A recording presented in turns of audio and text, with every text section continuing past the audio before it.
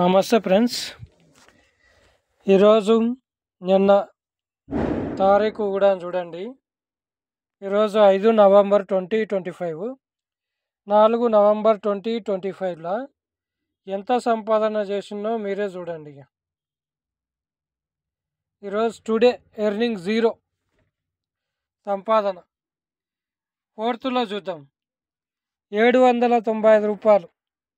ఎన్ని అవర్సు? 9 గంటల 30 నిమిషాలు లాగిన్లో ఉంటే మనం సంపాదించింది 795 రూపాయలు. ఈరోజు ఎన్ని అవర్సు?